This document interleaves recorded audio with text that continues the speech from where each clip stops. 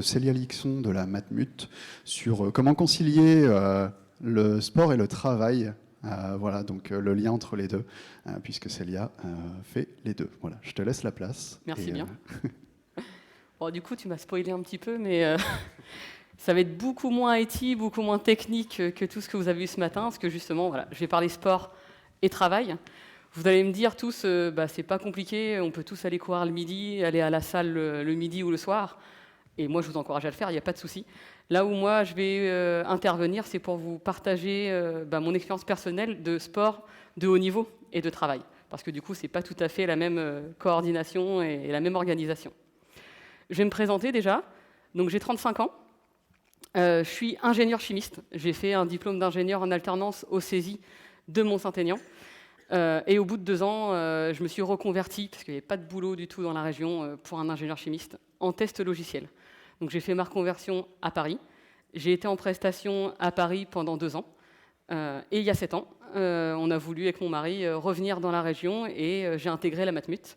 Dans un premier temps, pour travailler sur du test automatisé.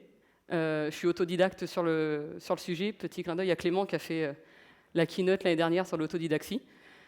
Et depuis quelques temps maintenant, je suis plutôt orientée sur une partie élaboration de stratégie de test.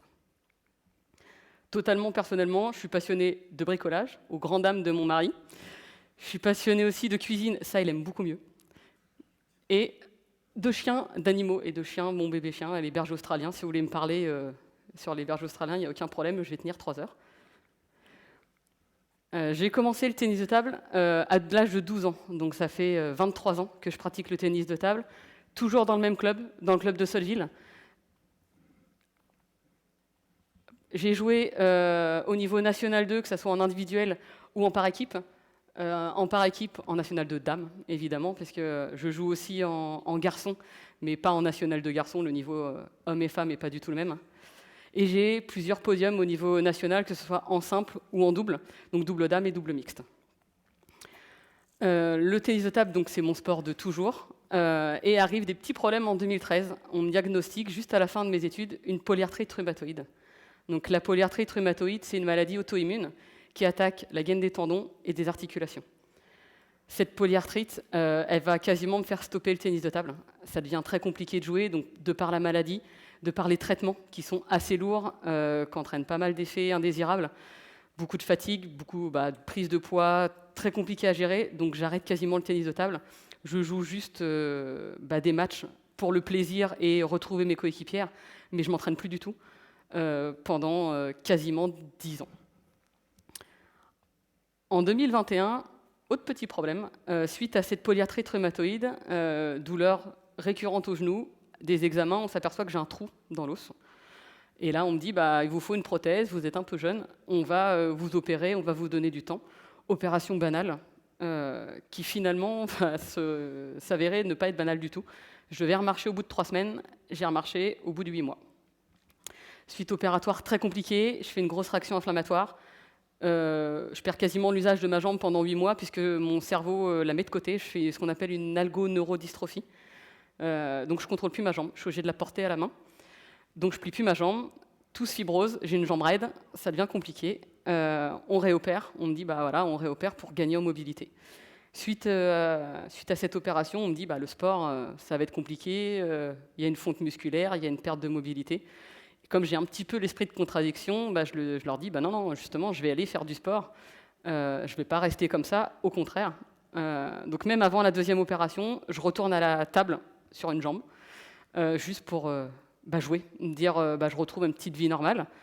Je me fais opérer, je récupère un petit peu, je ne vais pas tout récupérer, je vais rester avec une perte de mobilité et une perte musculaire à vie.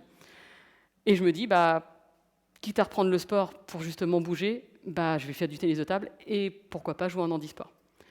Et là, je dis, je vais m'inscrire en handisport, je vais aller jouer avec des gens qui ont un problème comme moi, qui ont un problème moteur.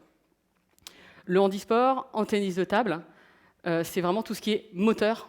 Il n'y a pas du tout de cognitif. Tout ce qui est cognitif, ça va partir dans le sport adapté. Donc là, c'est des gens qui peuvent avoir un membre en moins, un membre qui fonctionne moins bien, inné ou acquis. Ils peuvent avoir eu un accident. Et on est répartis en 2 catégories, donc les assis et les debout. Il y a des classes de handicap pour essayer de rendre tout ça un petit peu plus cohérent et équitable. Donc, il y a des classifications, et les classes en assis, c'est de 1 à 5, et en debout, c'est de 6 à 10. Les classes 5, c'est les moins touchées. Donc, en fait, plus le chiffre est petit, plus le handicap est élevé. Donc, les classes 5, assis, ils vont avoir un problème à 1 ou 2 membres inférieurs, voire un membre inférieur manquant. Mais le reste du corps fonctionne très bien. Et jusqu'à la classe 1, où là, on va avoir les membres inférieurs de toucher, le tronc, souvent, ils n'ont plus le contrôle ni de leurs abdominaux, ni de leurs dorsaux, et les membres supérieurs touchés. En classe 1, très souvent, ils ont un fauteuil motorisé et ils s'attachent la raquette à la main, mais ils jouent quand même. Et entre 1 et 5, voilà, il y a une graduation pour pouvoir essayer de répartir les gens de façon équitable. Debout, on a la classe 10. Donc la classe 10, c'est un pied de toucher ou un morceau de membre supérieur qui ne tient pas la raquette. Jusqu'à la classe 6, où généralement la classe 6, ils ont les 4 membres de toucher. Quand vous les voyez marcher, très honnêtement, vous vous demandez comment ils jouent, et pourtant, ça se joue vraiment très très bien. Moi, pour l'instant, je suis classe 10 en France, parce que le genou est un sujet de débat. Pour les classificateurs, l'intérêt, il est de pouvoir être classifié sur un Open international pour avoir ma vraie classification. En France, pour l'instant, je suis 10. Je vous verrai je vais vous expliquer plus tard, ça ne change pas grand-chose. En femmes, on regroupe 9 et 10.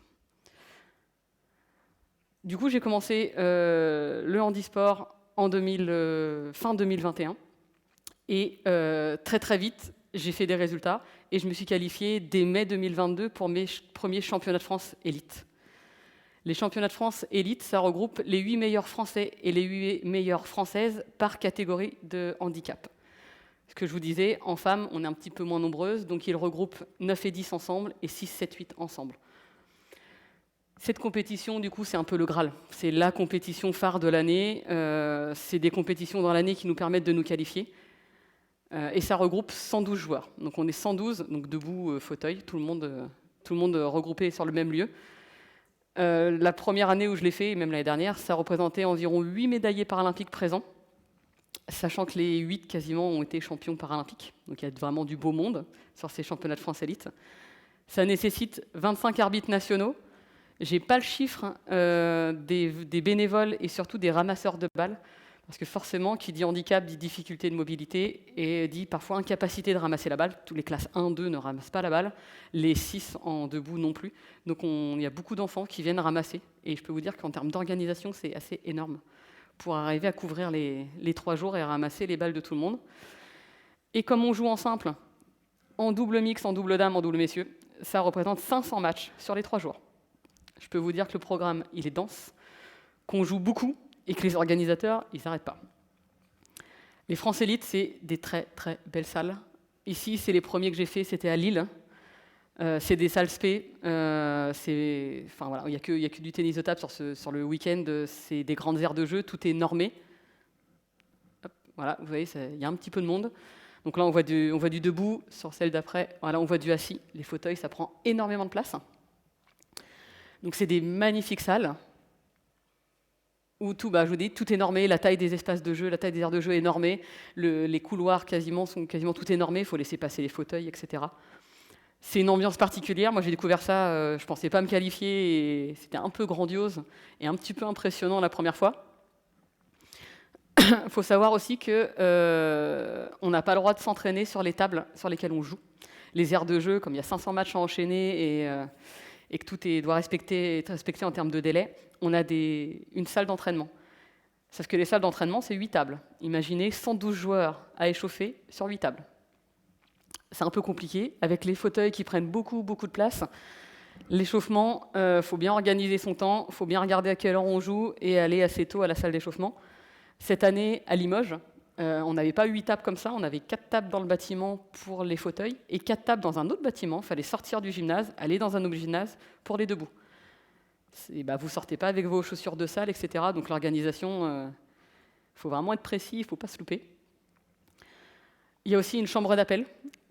Qui dit championnat de France élite dit beaucoup, beaucoup de règles.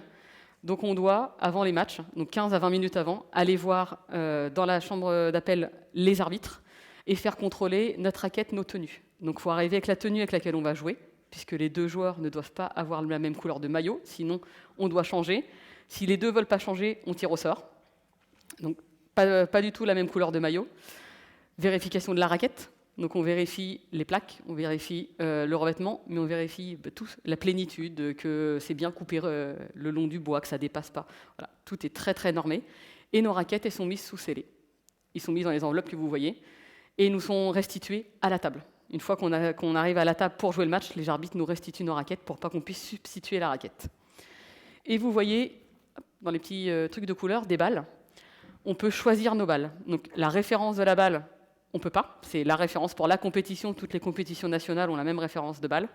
Mais par contre, on peut tester le fait que notre balle est bien ronde. C'est rare, on ne le fait pas très souvent, sauf sur certaines marques de balles où on sait qu'il y a beaucoup de balles qui sont ovales. Et quand c'est comme ça, on fait tourner la balle sur elle-même, on regarde si elle est bien ronde. Si elle n'est pas ronde, on la met de côté, on dit je ne veux pas jouer avec celle-là, on en prend une autre. Et voilà, on sélectionne maximum 4 balles pour notre match.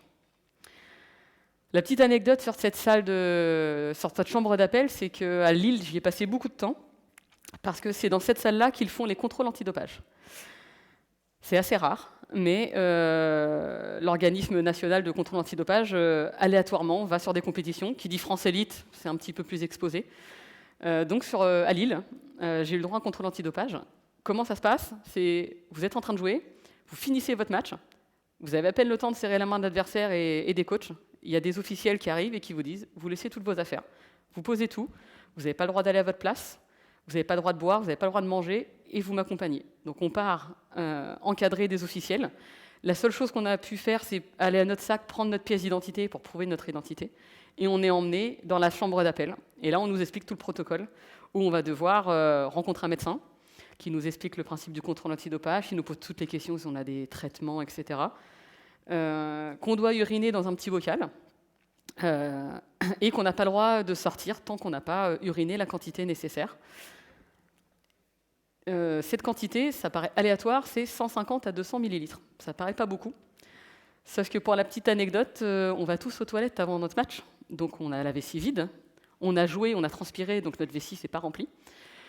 Et on est obligé d'attendre de pouvoir remplir la petite flasque. On a décalé les podiums de 2 heures à Lille à cause de ça. On a mis 2 heures à ce que tout le monde arrive à remplir son petit pot avec le médecin, sachant que le médecin, vous le rencontrez, puis après vous dit je vous accompagne. Donc vous allez aux toilettes avec la médecin à 1 mètre de vous, avec votre petit pot pour faire dedans. Donc c'est génial. Ça marche super bien, vous passez 2 heures, génial. Donc ça, c'était le petit côté nouveau. Je découvrais les championnats de France Élite et le contrôle antidopage. Et voilà, ça c'est la salle de cette année à Limoges. Donc c'est quand même des très très belles salles. C'est rare qu'on ait ça. Je ne sais pas si vous avez remarqué entre la photo des autres salles et celle-ci, le sol est le même, puisque le sol est normé. Championnat de France Élite, tout est normé. Donc on a un gerfleur rouge, c'est obligatoire partout. Je me suis un tout petit peu spoilé sur ce que je disais avant en disant qu'on a retardé les podiums.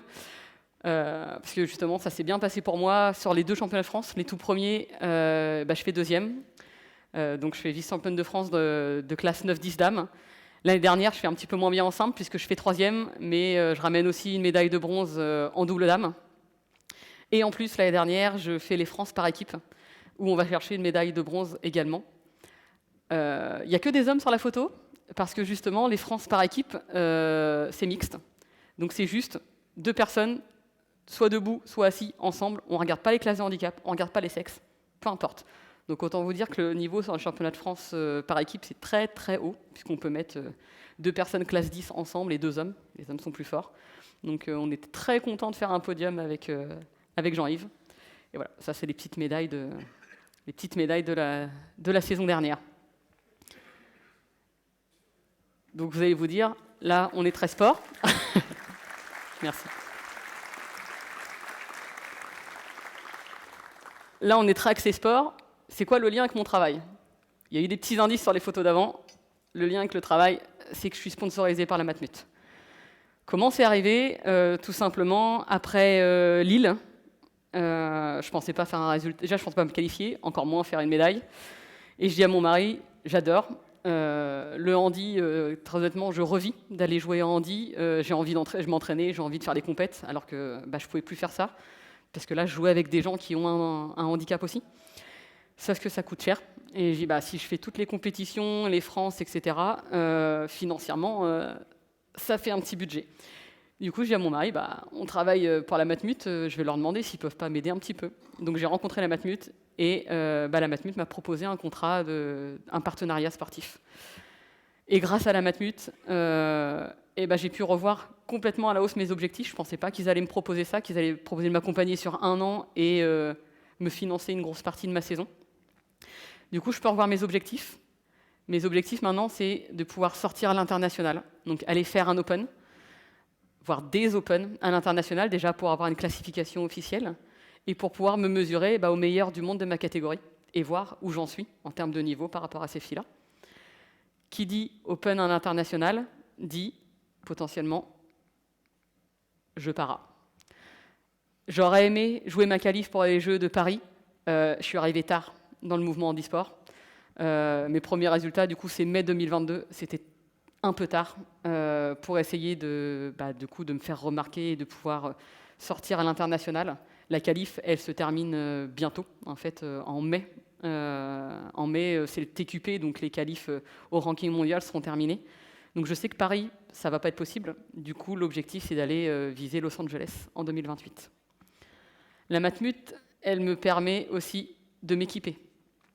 J'ai un déficit au niveau de la jambe, donc j'ai des risques à faire du sport si je ne suis pas correctement équipé. Grâce à la Matmut, j'ai pu avoir une orthèse. Ça paraît tout bête. En fait, ça, c'est fait sur mesure.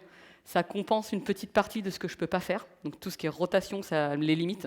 Et surtout, ça évite, comme j'ai perdu une grosse partie de ma flexion, ça évite que j'ai une flexion d'un seul coup, je ne maîtrise pas et que j'arrache tout. Sans cette orthèse, je ne fais pas de sport. Sauf que sans la Matmut, j'ai du mal à acheter l'orthèse. Une orthèse comme ça coûte 960 €. Comme c'est du luxe et du confort, la Sécu, gracieusement, m'en rembourse 60 €. Sauf que sans orthèse, je ne fais pas de sport. Donc c'est un petit peu dommage de se priver d'une activité physique pour une question financière.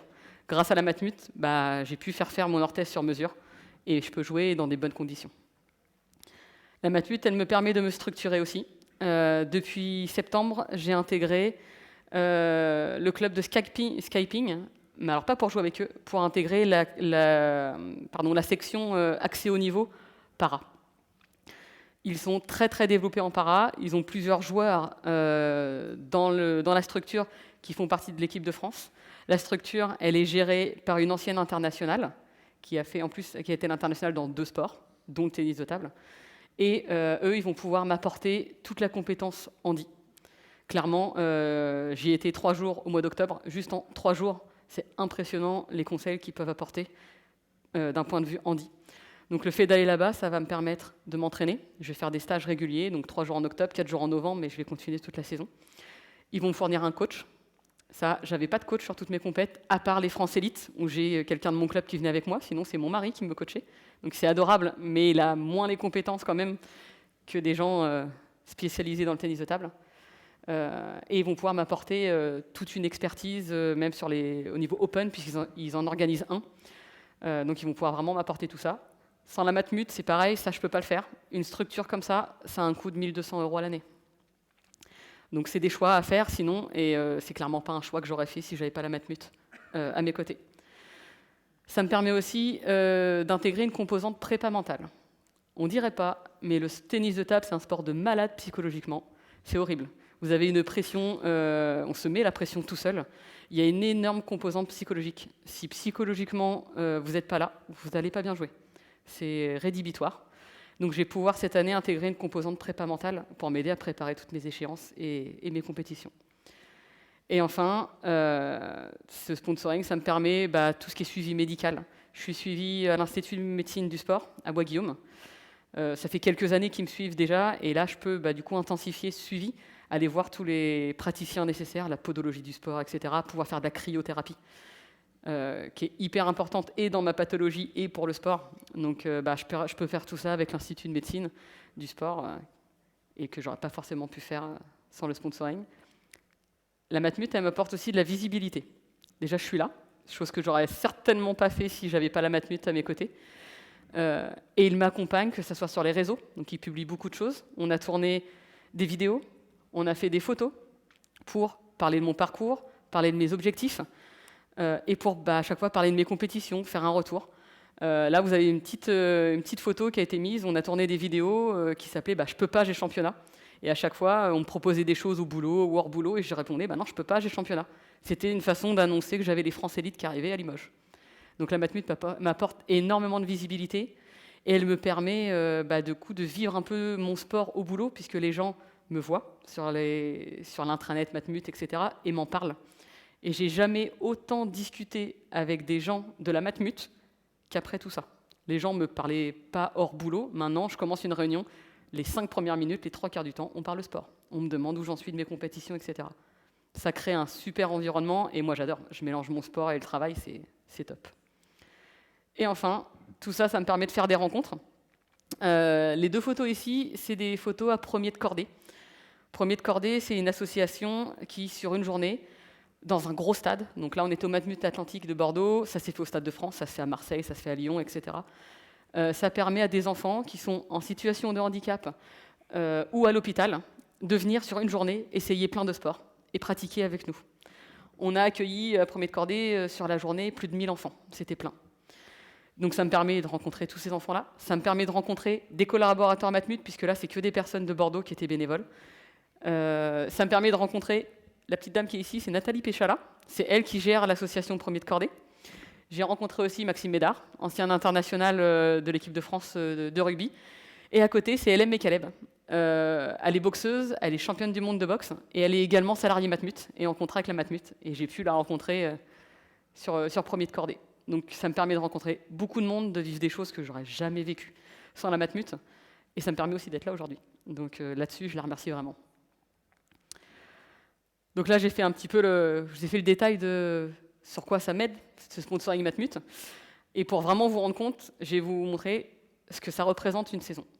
Juste une saison, donc de septembre à juin, c'est 11 000 km. Cette année, juste pour mes compétitions, je vais faire 11 000 km, sachant que je ne sors pas encore à l'international. C'est entièrement en France. Je vais passer 35 nuits à l'extérieur. Donc, dans les kilomètres et dans les nuits, il y a aussi le fait d'aller m'entraîner à Saint-Quentin-en-Yvelines, parce que je ne fais pas la route à chaque fois. Donc, je vais passer 35 nuits, soit à l'hôtel, soit au Airbnb, mais 35 nuits qui ne sont pas chez moi. J'ai à peu près 800 € de consommables. Ce que j'appelle consommables, c'est juste les tenues, parce que ça, je les achète. Donc, t-shirt, short, chaussettes, chaussures et raquettes. Et mine de rien, une raquette, ça coûte super cher. À l'année, je vais utiliser un bois et je vais utiliser 4 jeux de revêtements, donc 8 revêtements. Donc ça me fait à peu près 800 € juste de consommables. Forcément, s'entraîner plus, faire plus de compétitions, c'est plus de consommables. Tout va avec. Ça me fait poser 20 jours de congé.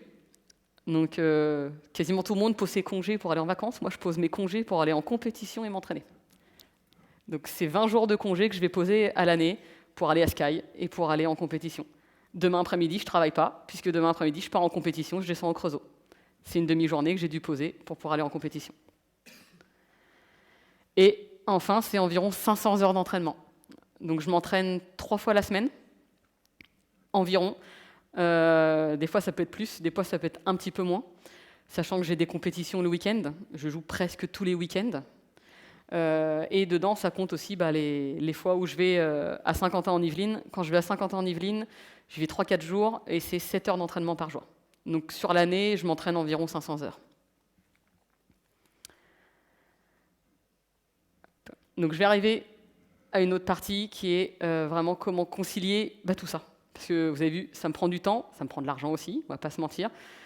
Mais j'ai un boulot, puisque j'ai mon boulot qui est à temps plein. Je n'ai pas de délégation de temps, j'ai juste la Matmut qui m'octroie 5 jours de congé en plus pour m'aider à aller sur mes compètes, et ça c'est tip top. Mais j'ai un temps plein, donc mon travail, il faut que je le fasse. Il faut quand même que j'ai une vie perso à côté et que je puisse faire mon sport. Et je vais vous dire en fait, mes critères, puisque c'est ce que moi j'estime nécessaire pour pouvoir faire tout ça. Ils peuvent être propres à chacun, mais là c'est ce que moi j'estime nécessaire. Ça passe déjà par un équilibre entre les trois. S'il y en a un des trois qui vient bouffer les deux autres, ça va être compliqué. Je ne peux pas avoir le sport qui bouffe le boulot, parce que je pense que mon chef il va pas être content. Et dans tous les cas, j'ai besoin de mon travail pour vivre. Donc je ne peux pas dire je fais que du sport, c'est pas possible. Je ne peux pas avoir le sport qui bouffe le perso, parce que j'ai une vie perso à côté, comme tout le monde. On invite des gens, on va chez des gens. Alors on est obligé d'aménager, mais j'ai une vie perso. Donc l'équilibre entre les trois, il est ultra, ultra important. Je pense que pour l'instant, je m'en sors pas trop mal dans l'équilibre entre les trois. Si je dois aller à l'international, ça va être encore un autre équilibre, puisque là, je vais m'absenter un petit peu plus de jours, mais voilà, ça sera important de garder l'équilibre entre les trois. Je dis pas ça parce qu'il est juste là, mais un bon chef, c'est obligatoire. Et moi, j'ai un super chef.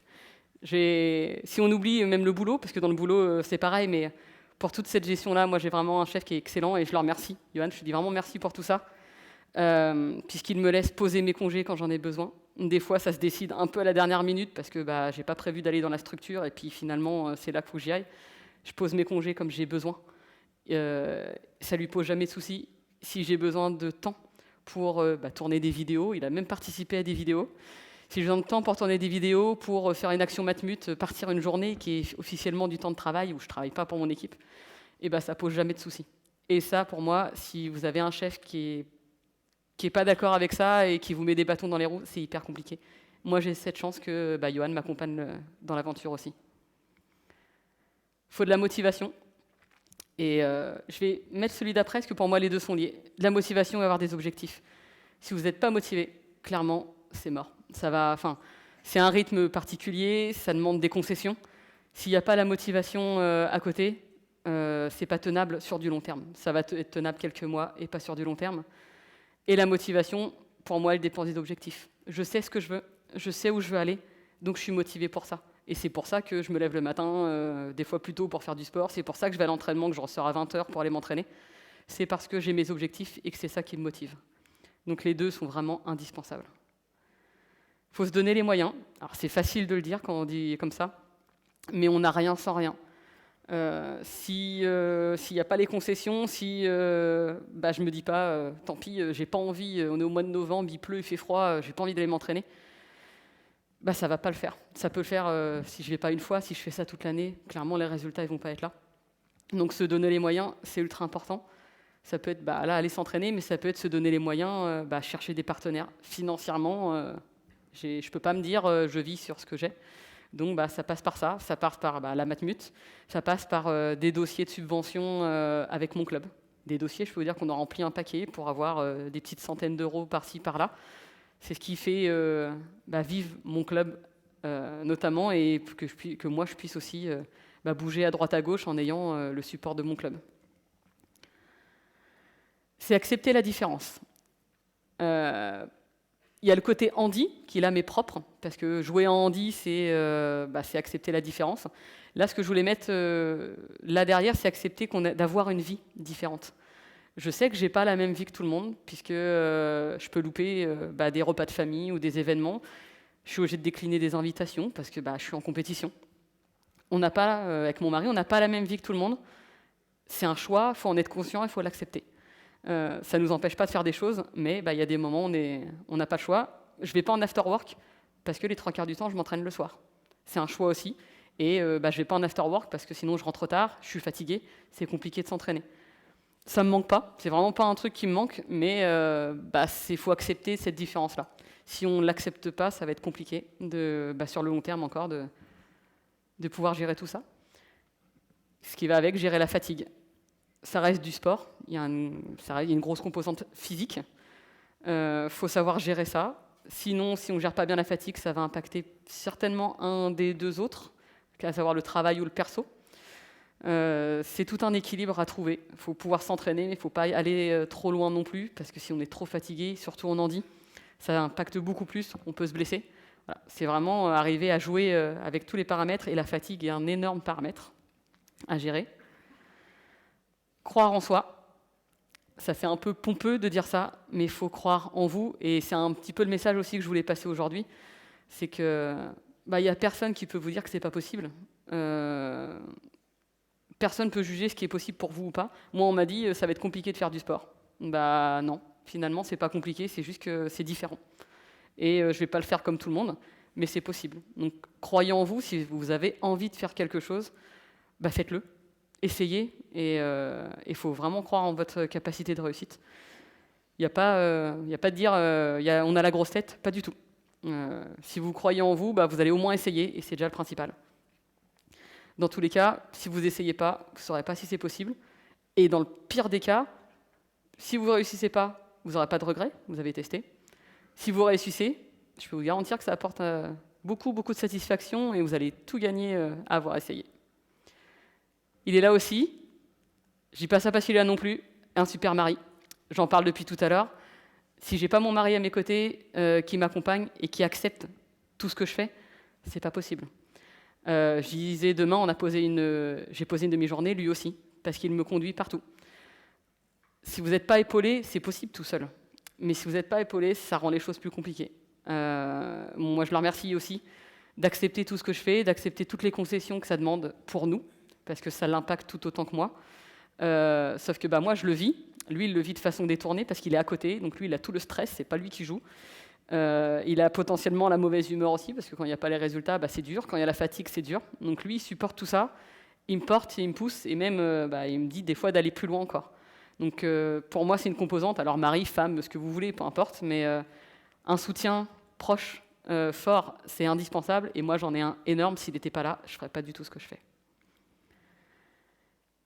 Et je reviens à oser, qui j'ai un petit peu mis dans croire en soi, et qui va être le mot d'ordre de cette présentation. Vous ne mettez pas de limite. Il n'y a personne qui a le droit de vous dire que ce n'est pas possible.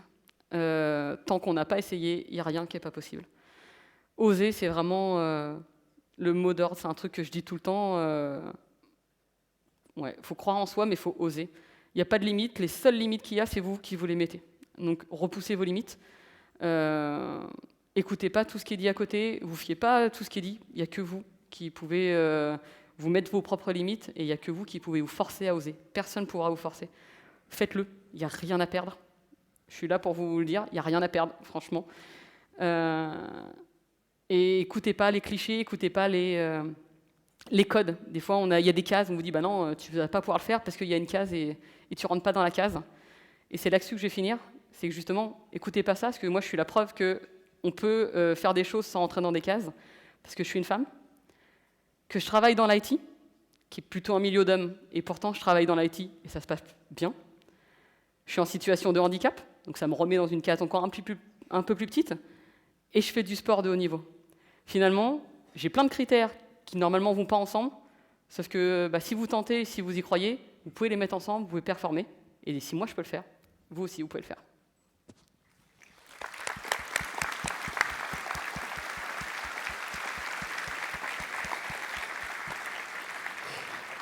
On va avoir un petit peu plus de 10 minutes pour les questions. Si vous en avez, levez bien la main ou même levez-vous, c'est encore mieux.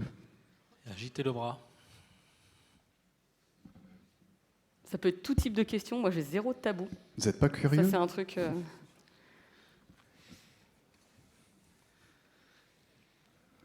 Sinon, moi, j'en ai une. Vas-y. Pour les contrôles antidopage, c'est les mêmes critères que pour les valides? Exactement les mêmes. Même pour les antidouleurs et tout ça? Du coup, on doit le dire.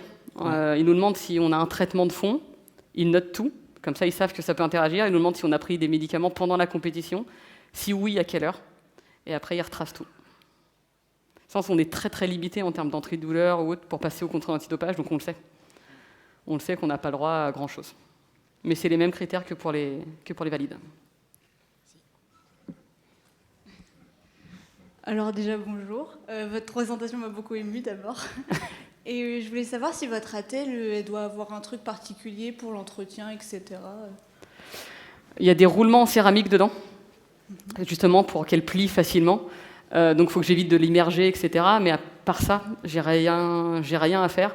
On sait juste qu'il va falloir la changer au bout d'un moment parce qu'elle va s'user. J'ai des mousses justement de protection. Il y a les roulements.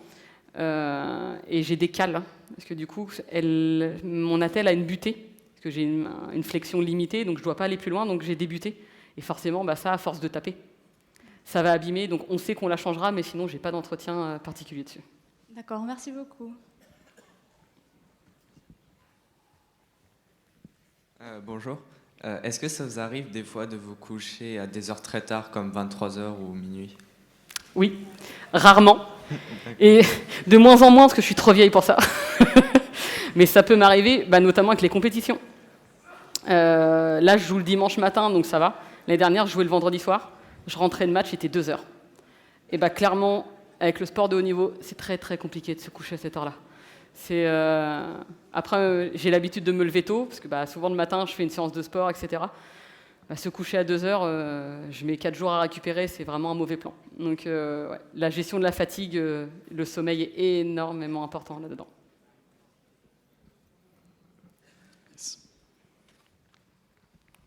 Bonjour. Merci.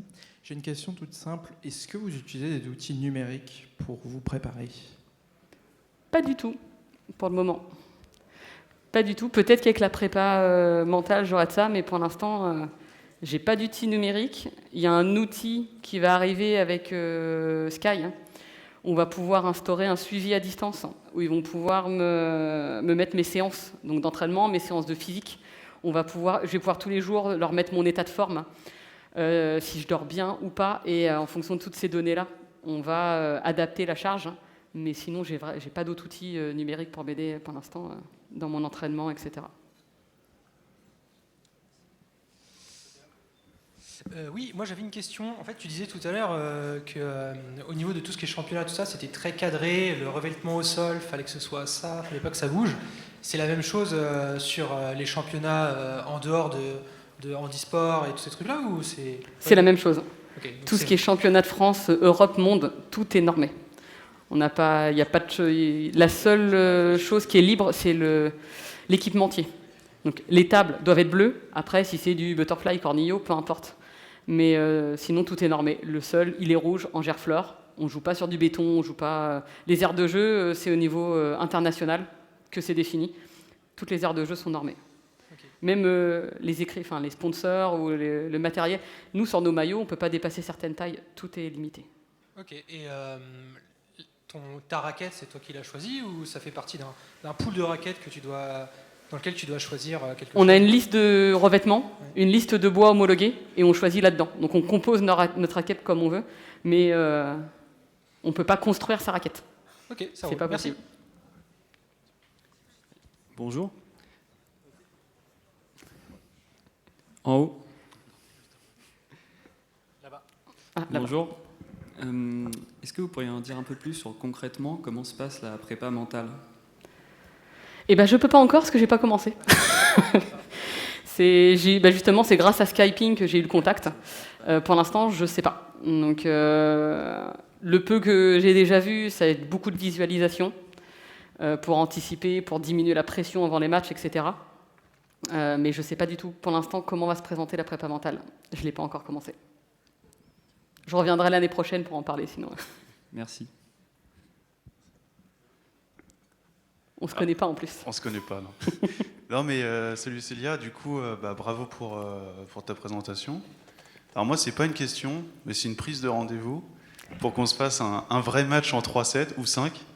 À Beauce. À Beauce. Et puis, voilà, encore bravo. Ça marche. Avec grand plaisir. Bonjour. Là-bas. Ma question, ça serait, c'est quoi l'intérêt de se doper en ping-pong? C'est une vraie question, c'est pas pour... Alors, il y en a. Il y a du dopage. Physiquement, tenir les 3 jours de compète, c'est super dur. Honnêtement, on est cramé à la fin. Et le plus gros dopage dans le tennis de table, c'est pour les réflexes. C'est un sport de rapidité et de réflexes. Donc, il y a eu, pendant des années, beaucoup de dopage pour augmenter les réflexes. Et ouais, quand on réagit plus vite que les autres, c'est un avantage. Il y en a peu, mais ça existe. Bonjour, je voulais savoir, qu'est-ce qui va manquer au club de Rouen pour t'accueillir plutôt que Saint-Quentin? Le club de Rouen n'a pas de structure handi. Ils ont des joueurs handi, mais ils n'ont pas de structure handi. Là, Saint-Quentin, ils ont vraiment des entraîneurs qui sont dédiés au handi. Ils ont des plages horaires dédiées et ils ont une expertise. Et c'est surtout ça, c'est que ça fait des années qu'ils évoluent avec des joueurs handi.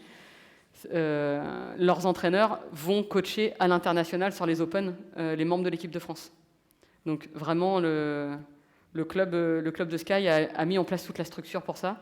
Là, quand j'y vais, il me libère du temps. J'ai un entraîneur particulier pendant X heures dans la journée, etc. Chose qui n'est pas possible. À Rouen, le club du SPO Je sais qu'ils ont des joueurs handi, ils ont Edgar, mais c'est même le Grand Rouen Handisport qui a fait la section handi. Et sache que le Grand Rouen, ils n'ont même pas de salle, etc. C'est juste une assoce pour pouvoir licencier les gens. Donc il y a pas, dans le coin, il n'y a pas la structure pour pouvoir faire ça. Bonjour. Moi, il y a une question que je me posais, c'était est-ce que tu arrives à croiser ce truc du handicap et de l'entreprise, et est-ce qu'il y a un peu les consciences qui s'éveillent, ou vraiment pour l'instant c'est que les entreprises qui font des effets d'annonce sur oui, on est bien au courant que le handicap, ou est-ce que les choses avancent vraiment, et est-ce que c'est un travail que toi tu mènes, ou est-ce que le sport de haut niveau c'est déjà beaucoup de taf? Non, c'est quelque chose que je mène aussi avec la Matmut. Très honnêtement, la Matmut est, je trouve, en avance par rapport aux autres entreprises là-dessus. Ils mettent beaucoup en avant le handicap, ils mettent beaucoup de moyens aussi pour les salariés en situation de handicap. Il y a vraiment beaucoup de choses de faites, mais il y a besoin d'une prise de conscience plus globale. On le voyait juste tout à l'heure, parce que moi c'est moteur, mais on voyait tout à l'heure avec la conférence sur l'accessibilité, c'est pas du tout dans les mœurs, c'est pas du tout dans la tête des gens. Et c'est pour ça aussi que j'ai mon partenaire avec la Matmut, c'est qu'eux m'aident. Et moi, je porte aussi cette parole-là de la visibilité sur le handi et de la visibilité sur je travaille et je suis handi. Donc on travaille là-dessus. La Matmut met les moyens et moi, j'essaye de bosser avec eux là-dessus. Je vais avoir une question pour toi, tout à gauche, Célia. Oui, j'aurais une question, c'est est-ce qu'il y a des outils que tu utilises dans ton travail, que tu peux faire des parallèles quand tu fais du sport, et inversement, des outils que tu as dans le sport, que tu te dis, tiens, ce serait intéressant de l'appliquer dans le cadre du travail, sur un projet, pour les tests ou des choses comme ça? Des outils à proprement parler, non.